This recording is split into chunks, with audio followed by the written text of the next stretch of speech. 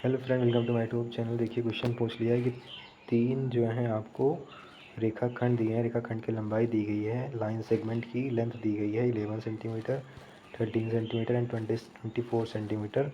And you have and this question is saying that से गुजरने वाले वृत्तों की संख्या, मतलब what is the number of circle that passes from these these segment. तो देखिए हम कह सकते हैं कि यहाँ पे आप देखिए ए बी बराबर क्या है, a b plus b c equal to a c है। इट मीन्स दैट तीनों के तीनों जो पॉइंट हैं वो एक ही क्या कहते हैं, एक ही रेखा पे हैं, या आप कह सकते हैं संरेख हैं, संरेख या कोलिनियर हैं। आई थिंक इंग्लिश में कोलिनियर ही बोला जाता है। तो ये जब संरेख हैं तो तीनों पॉइंट से कहाँ जो है सर्कल हो सकता है। अगर आप इससे बनाएंगे तो ये छूट जाएगा, इससे बनाएंगे तो ये छूट जाएगा। तो तीनों बिंदु से सर्कल इम्पॉसिबल है बनना। तो हम कहेंगे इसका आंसर 0 आएगा। आंसर क्या आएगा? 0। दूसरा question A B equal to 8 centimetre, ये भी 2024 में ही वो shift, I think shift changes है। तो इसमें क्या पूछा कि ए बी सी इतना है, ए सी इतना है, तो बताइए कि ए बी सी से होकर जाने वाले वृत्तों की कितनी संख्या है। तो यहाँ आप देखेंगे कि दो लाइन सेगमेंट का योगफल तीसरी के बराबर नहीं है बल्कि ग्रेटर है। तो हम कहेंगे इसमें ये ट्रायंगल फॉर्मेशन की क्या होती है, आप कहेंगे यही तो कंडीशन है ट्रायंगल फॉर्मेशन की।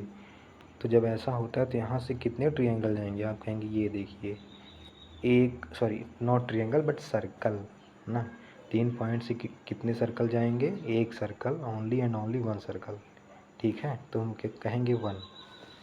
दूसरा बहुत इम्पॉर्टेंट क्वेश्चन है कि एक दर्पण को जमीन पर ऊपर की ओर मुख करके रखा गया है। एक दर्पण ऐसे रखा गया है।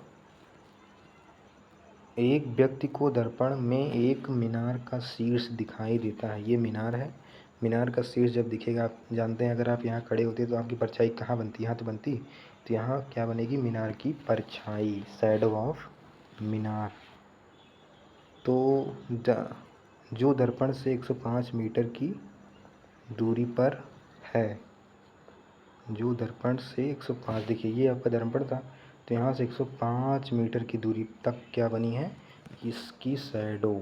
ये तो व्यक्ति दर्पण से 0.5 मीटर की दूरी पर है।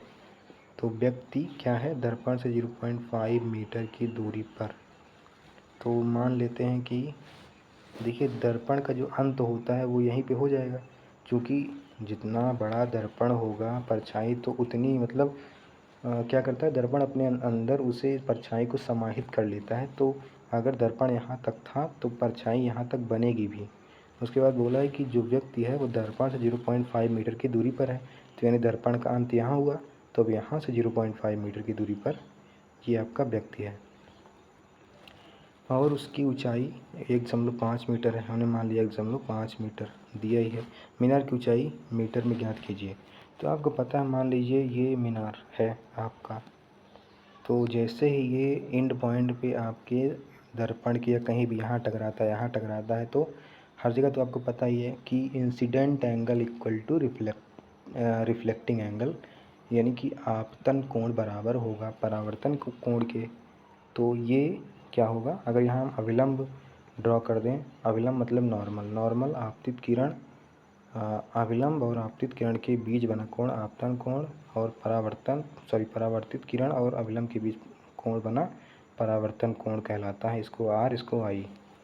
तो और हमें पता है ये अविलंब है तो ये पूरा 90 होगा। तो अगर ये आई है 90 माइनस, और ये दोनों क्या होते हैं? इक्वल होते हैं। तो अगर 90 में से हम कुछ घटाएंगे भी तो ये भी तो इक्वल आएगा, यानी ये एंगल भी इक्वल है।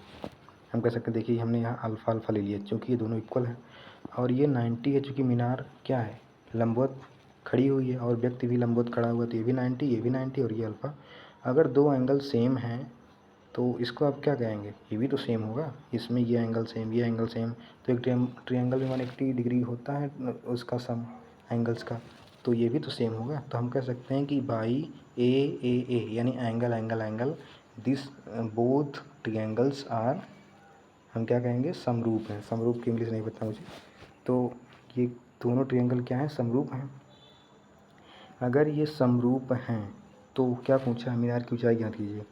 ये 0.5 मीटर दिया, ये 105 मीटर दिया है और ये 1.5 मीटर दिया है। तो हमें पता है अगर दो ट्रायंगल समरूप हो जाए तो हम क्या कह सकते हैं, उनकी संगत भुजाओं का अनुपात बराबर होता है।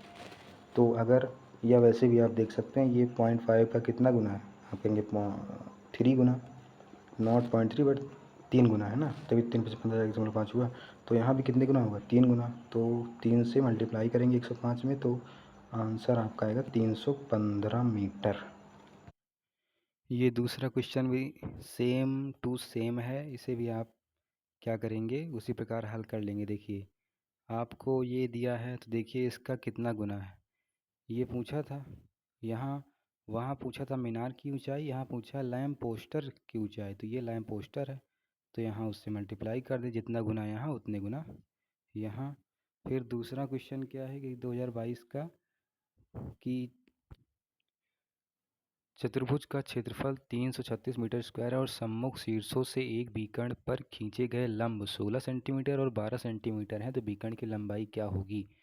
तो इस प्रकार के चतुर्भुज का एरिया हमने प्रूव कर दिया है। कैसे प्रूव करेंगे, ये बीकर्ण है और ये बीकर्ण है।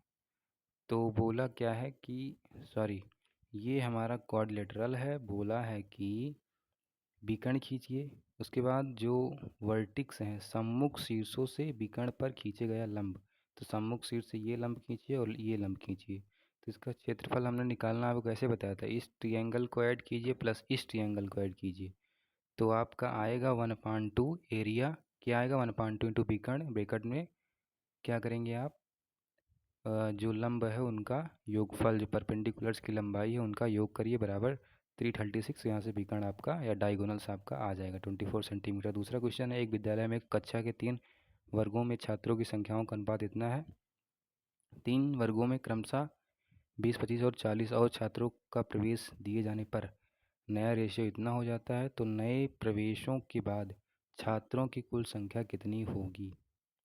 तो देखिए क्वेश्चन क्या कह रहा है कि पहले रेशियो 5:7:8 था, फिर क्या हो गया 9:12:16। कब, जब हमने 3 वर्गों में क्रमशः 20, 25 और 40 को छात्रों को प्रवेश किया, यानी कि यहाँ जब आया हमने तो यहाँ 20 छात्रों का प्रवेश किया, यहाँ 25, यहाँ 40। लेकिन हम देख सकते हैं कि वास्तव में तो 9 - 5 यानी 4 का ही अंतर है, लेकिन क्वेश्चन में तो बोल रहा है कि 20, 25, 40 का अंतर है, तो यानी 4 बराबर 20 के है। तो एक किसके बराबर होगा, 5 के। जब 1 बराबर 5 होगा तो बोला है छात्रों की कुल संख्या, तो अंतिम में रेशियो क्या है, अंतिम में रेशियो ये है, यही तो कुल संख्या है, तो 9, 12, 16, 37 आएगा। लेकिन हमें पता है ये तो एक यूनिट तो क्या था, एक यूनिट बराबर हमारा था 5, तो इतने यूनिट 37 यूनिट बराबर क्या होगा, गुणे 5। तो यहाँ 37 × 5 स्टूडेंटों की संख्या हो जाएगी।